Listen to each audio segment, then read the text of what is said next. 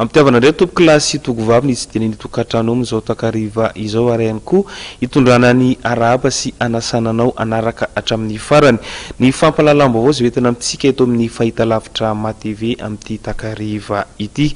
Avy hatrany ary dia hiditra amin'ireo andindim-baovao isika entina hanokafana izany indrindra ny akon'ny hetsika izay ataon'ireo solombavambahoaka ho an'ny fanovana etsy amin'ny kianjan'ny 20 Mey.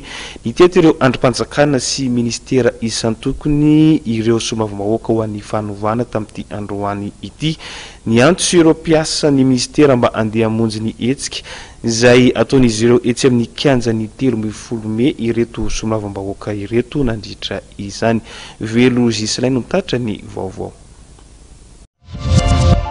Tamin'ny fitora sasamaraina dia fananomboka nitety ireo ministera sy andrim-panjakana teto andrenivohitra ary ireo solombavambahoaka izay manao fetsiketsehana etsy amin'ny kianjan'ny 20 Mey teny amin'ny jirama andrefa nabojanaary no ny tompoka ny lalan'ireo solombavambahoaka ireo. Avy eo dia niazo ny teny antenimieram-pirenena.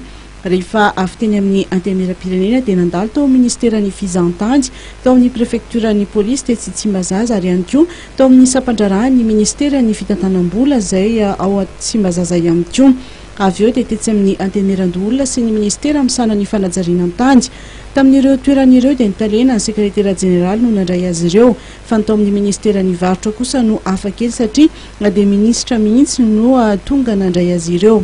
Misy piasa voatery dia afaka manatana izy miteny hoe voarara na voatery hita nona rehetra hoe nitereny izy tsy andany aminareo.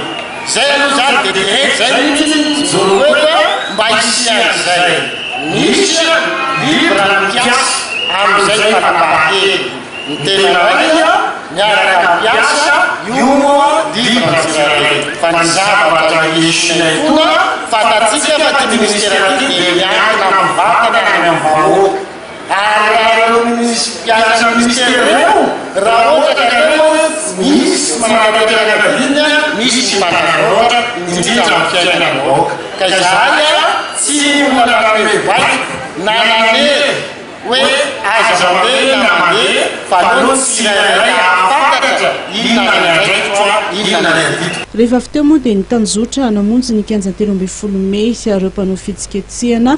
Raha ny fantatra dia hamonjy ny fanokafana ny fivoriana ara-potoana voalohany eto Tsimbazaza ireo solombavambahoaka raha ampitso anatitra azy ireo eny an-toerana ireo mpanao fetsiketsehana raha ny fantatra.